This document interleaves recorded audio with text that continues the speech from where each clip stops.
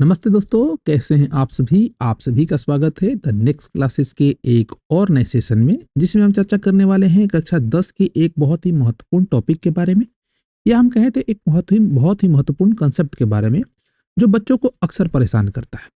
हमने देखा है कि बहुत सारे बच्चे इस टॉपिक में कंफ्यूज होते हैं, तो इसी कंफ्यूजन को दूर करने के लिए हमने आप सभी के लिए एक वीडियो तैयार किया है, जिसमें इस टॉपिक से जुड़े हुए जो भी आपके कंफ्यूजन है, मुझे लगता है कि लगभग खत्म हो जाएंगे।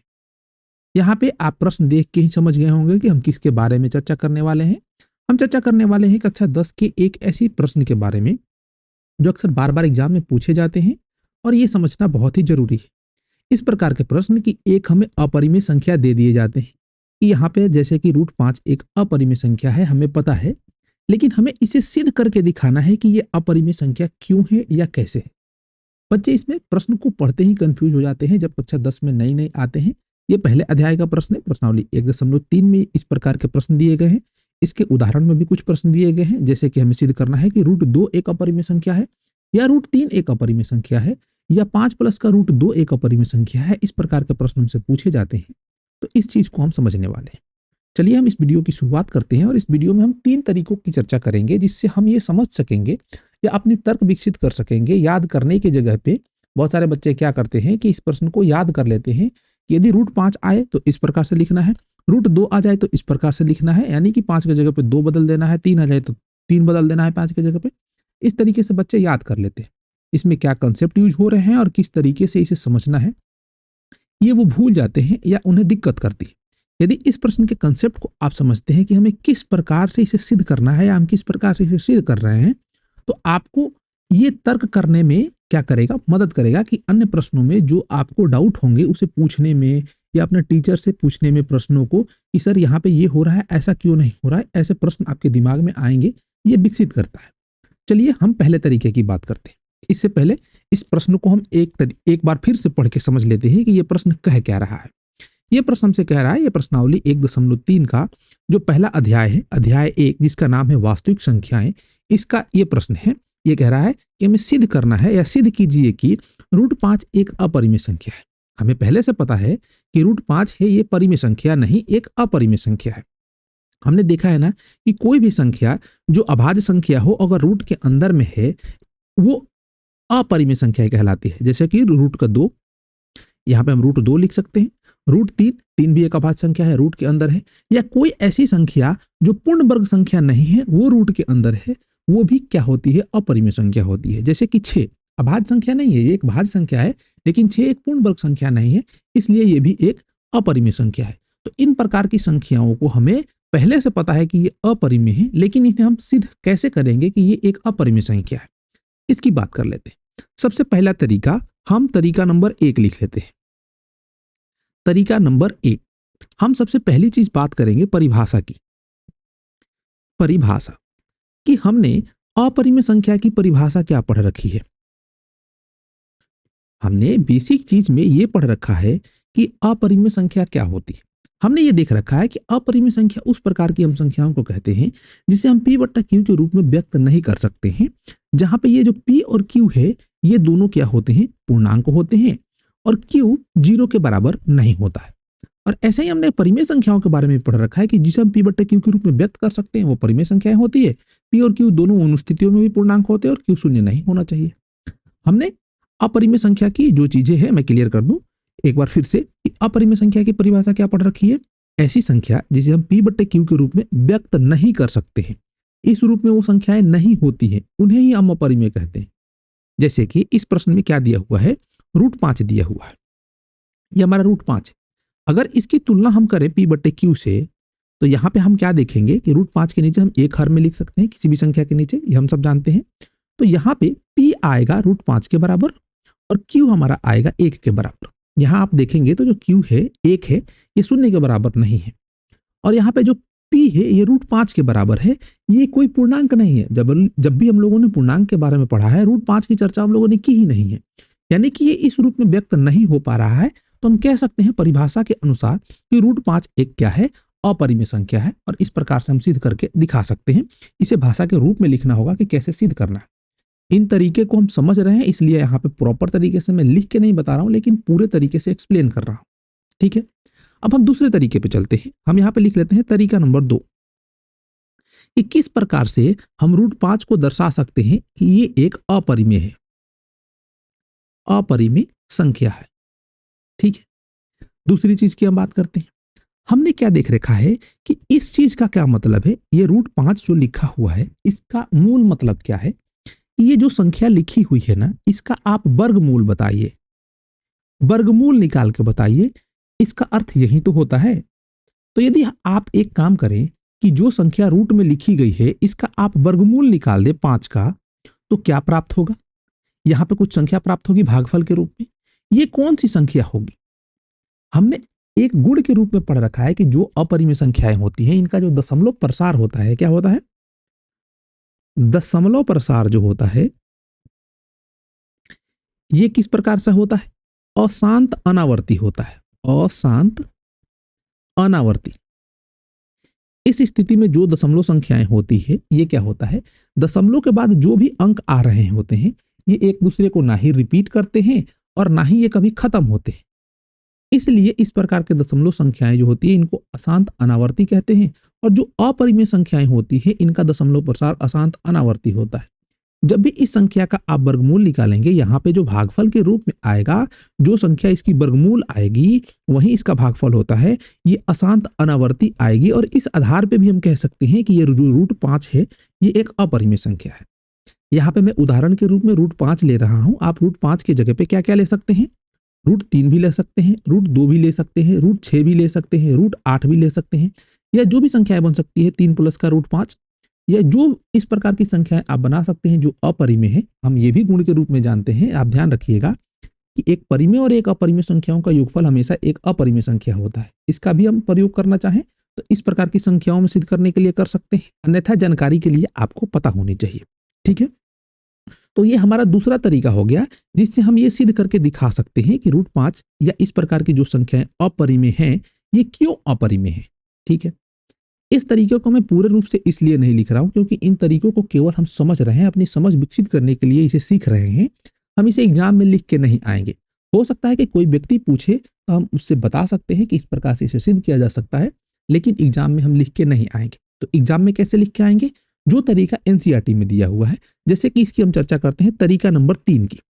ये वाला तरीका हमें एनसीईआरटी में दिया हुआ है, तरीका नंबर 3, और इसी प्रकार से आपको एनसीईआरटी में जो भी मतलब आपके बोर्ड एग्जाम होंगे उसमें लिख के आने हैं, या जो आपके स्कूल के एग्जाम होंगे उसमें लिख के आने हैं, क्योंकि इसी प्रकार के आंसर शीट में ही उत्तर होते हैं। जो आपका कॉपी चेक करने के लिए टीचर के पास आंसर शीट आता है उसमें तरीका नंबर 3 जो बताया गया है, जो कि एनसीईआरटी में दिया हुआ है, इसी तरीके से आपका आंसर पुस्तिका आती है और उसी से टीचर चेक करता है, या सभी टीचर इसी प्रकार के समझते हैं कि इसी प्रकार से बच्चे को हल करने आना चाहिए।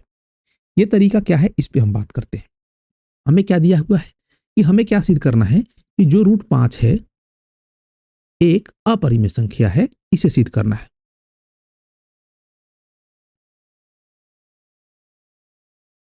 ठीक है, इसे हमें सिद्ध करना है। तो इससे पहले हम लोगों ने 2 तरीकों की चर्चा कर ली, अब तीसरे तरीके की बात करते हैं। जब इसका हम हल करने बैठेंगे या हम एक्सप्लेन करने बैठेंगे कि ये क्यों एक अपरिमेय संख्या है, तो ये तो हमें पहले से ही बार बार मन में प्रश्न उठाएगा कि ये एक अपरिमेय संख्या है, इसे हमें फिर से कैसे सिद्ध करना है, क्यों हमें सिद्ध करना है, हमें कुछ पता नहीं है। हम एक काम करते हैं कि ये जो अपरिमेय संख्या है ना, इसे अपरिमेय की जगह पे हम एक काम करते हैं कि मान लेते हैं कि माना कि जो रूट 5 है ये एक अपरिमेय संख्या नहीं, एक परिमेय संख्या है। एनसीईआरटी भी यही कहता है कि आप पहले इसको मान लो कि ये जो रूट 5 है ये एक परिमेय संख्या है। यदि आपने इसे एक परिमेय संख्या मान लिया तो परिमेय संख्या के परिभाषा के अनुसार आप रूट 5 को p/q के रूप में लिख सकते हो। यदि ये p/q के रूप में है तो यहाँ पे p और q क्या होने चाहिए, पूर्णांक होने चाहिए, और p और q पूर्णांक के साथ साथ q का मान कभी भी शून्य के बराबर नहीं होना चाहिए। यदि परिमेय संख्या में q का मान शून्य हो जाएगा, किसी भी संख्या में जो p/q के रूप में और q शून्य है, तो वो परिमेय संख्या नहीं होती है, अपरिभाषित हो जाती है। ठीक, यहाँ पे हम आगे चलते हैं। ये इस प्रकार से लिख सकते हैं, और यहाँ पे p और जो q है ना, इनके गुण एक और होते हैं कि p और q का जो HCF होता है, HCF होता है p और q का, ये 1 के बराबर होता है। इसका कहने का मतलब क्या होता है, इसका कहने का मतलब ये होता है कि इन दोनों में 1 के अलावा कुछ भी उभयनिष्ठ नहीं है। यानी कि दोनों संख्याएं एक से कटेंगी, स्वयं से कटेंगी और किसी से नहीं कटेंगी। ठीक। अब देखिए इसके आगे अगर हमने इसको इस प्रकार से लिख दिया तो इसके आगे हमें क्या करना है, सोचना पड़ेगा। तो हम एक काम करते हैं कि इसमें हमें आगे कुछ नहीं दिख रहा है तो हम इसके दोनों तरफ वर्ग कर देते हैं, दोनों तरफ वर्ग कर देते हैं। क्यों कर रहे हैं, ऐसे ही मन कर रहा है कि देखते हैं कि आगे क्या होता है, इस रूट को हटाने के लिए कर देते हैं। तो जब इसका आप वर्ग करेंगे तो इसको हम इस प्रकार से लिख सकते हैं कि √5 का होल स्क्वायर और पी स्क्वायर बट्टे का क्यू स्क्वायर या पी बट्टे क्यू का होल स्क्वायर। फिर इसको हम क्या करते हैं, रीअरेंज करते हैं। एक काम करते हैं कि इसको इस प्रकार से लिख सकते हैं कि क्यू स्क्वायर बराबर इस √5 का वर्ग करिएगा तो हमें 5 प्राप्त होगा, और 5 को नीचे ले जा रहे हैं और क्यू को 5 की जगह पर लेके आ जा रहे हैं। तो इसको हम इस प्रकार से लिख सकते हैं पी स्क्वायर बट्टे 5। ठीक है, इसको आप समीकरण नंबर 1 मान लीजिए। क्यों मान रहे हैं, ऐसे ही समीकरण नंबर हम 1 मान रहे हैं। ठीक है, अब देखिए यहां से आप एक निष्कर्ष निकाल सकते हैं। क्या निष्कर्ष निकाल सकते हैं, इस चीज को समझिए। अगर मैं आपको एक संख्या दे दूं इस प्रकार से कि 10/5 लिखा हुआ है, तो 10/5 को आप क्या लिखेंगे, 5 से कटाएंगे 10 को तो ये 2 के बराबर आ जाएगा, या आप कहिए कि ये 10/5 लिखा हुआ है या 2 लिखा हुआ है, एक ही बात है। यानी कि हम 10/5 को इस प्रकार से 2 के बराबर लिख सकते हैं। ये 10/5 2 के बराबर है। तो आप यहां पे भी ये देखिए कि एक संख्या है, इससे 5 से भाग देने पर क्यू स्क्वायर आ रहा है, यानी ये दोनों आपस में बराबर हैं। कब बराबर हैं, कि जब इस 5 से इस पी स्क्वायर में भाग देंगे तो इसका जो कट के आ रहा है बराबर, यहां पे 2 आ रहा है, ऐसे ही ये क्यू स्क्वायर आ रहा है। और आप एक बात ध्यान दीजिए कि ये जो संख्या लिखी हुई है, ये 5 क्या है, 5 क्या है, एक अभाज्य संख्या है। हम सब जानते हैं कि 5 एक अभाज्य संख्या है। तो यहां पे हम ये देख पाएंगे कि एक अभाज्य संख्या एक संख्या के वर्ग को विभाजित कर रही है।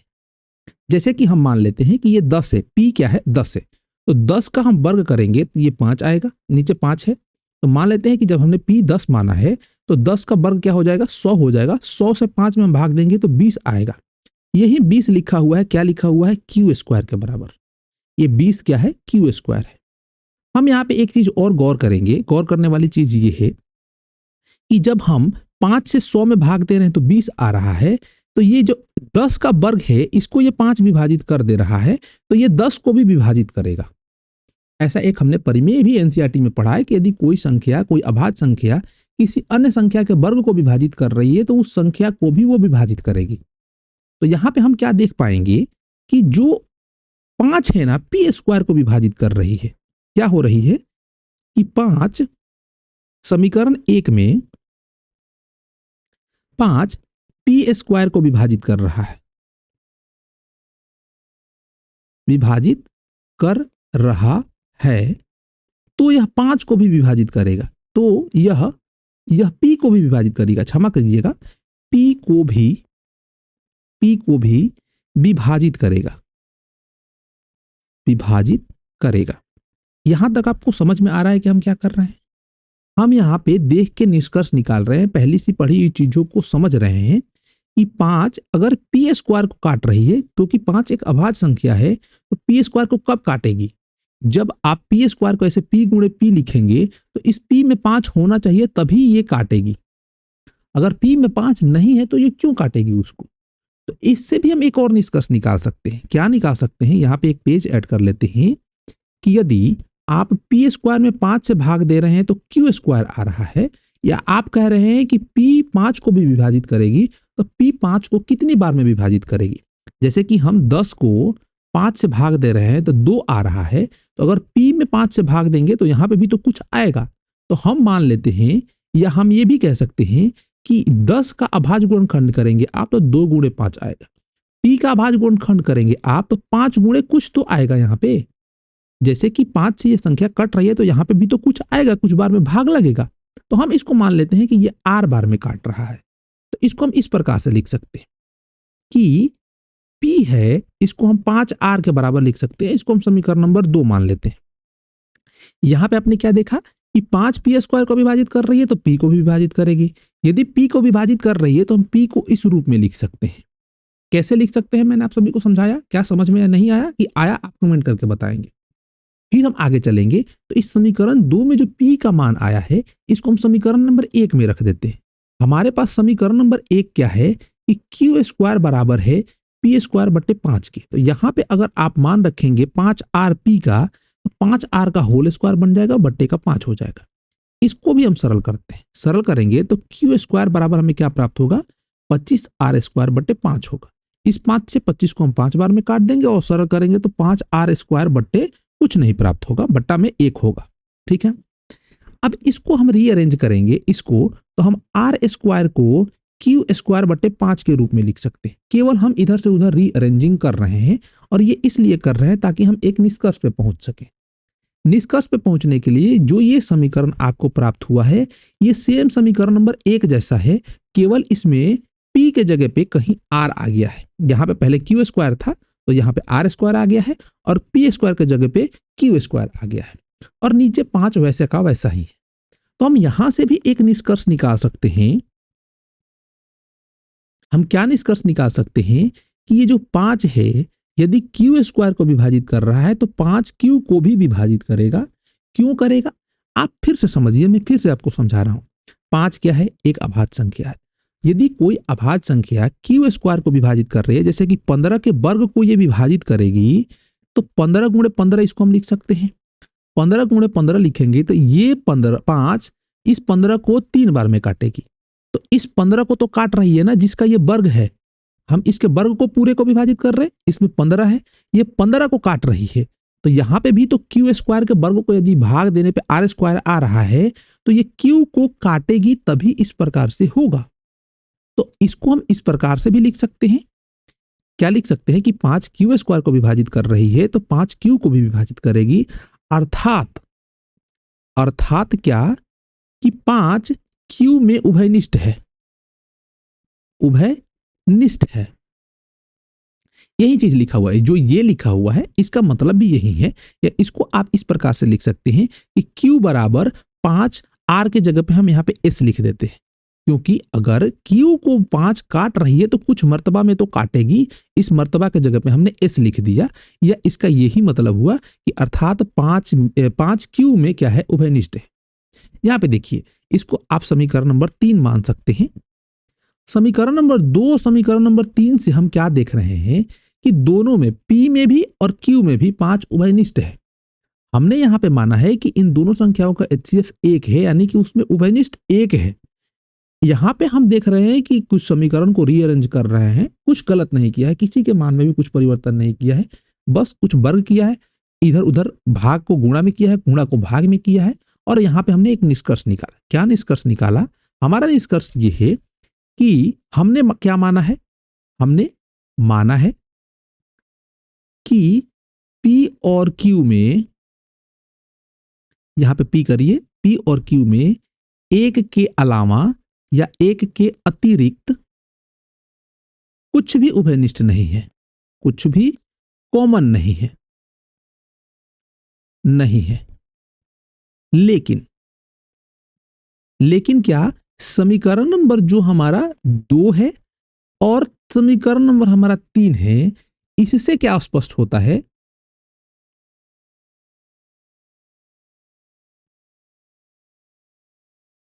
इससे यह स्पष्ट हो रहा है कि P और Q में 5 भी उभयनिष्ठ है। इसको सही से लिख लेते हैं।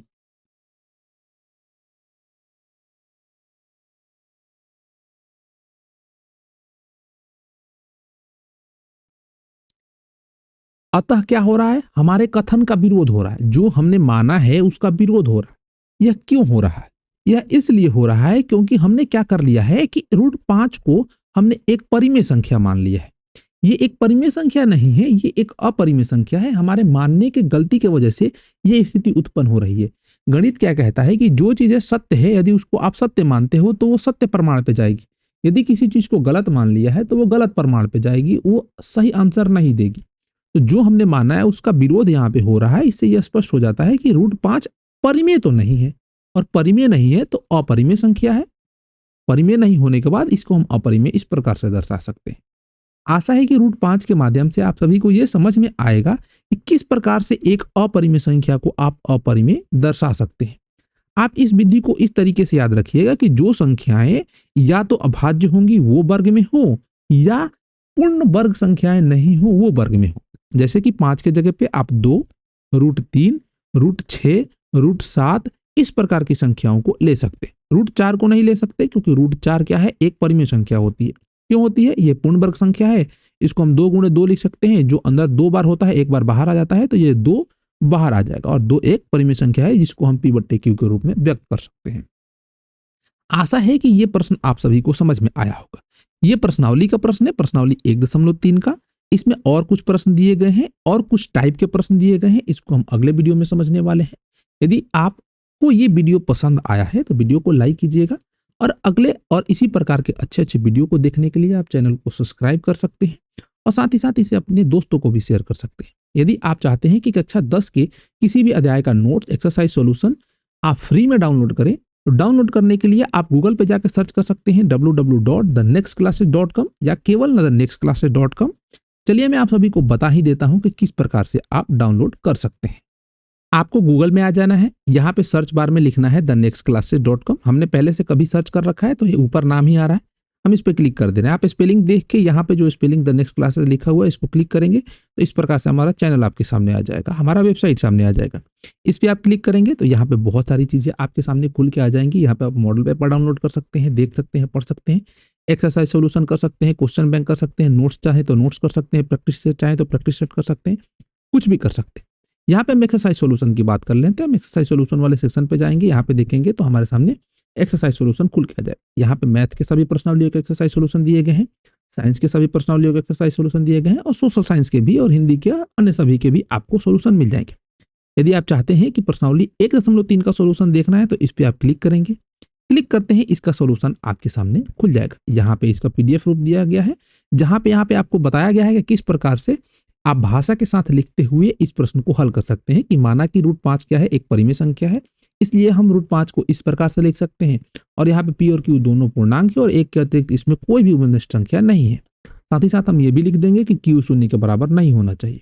यहाँ पे हम इसको ही समीकरण नंबर 1 मान लिया है हमने, और समीकरण 1 को हम इस प्रकार से लिख सकते हैं, और आगे की चीजें आप देख ही सकते हैं। मैंने आप सभी को समझा दिया है, जो भी प्रश्न है इसके हल दिए गए हैं। ठीक है, चलिए, आशा है कि ये प्रश्न आप सभी को समझ में आए होंगे।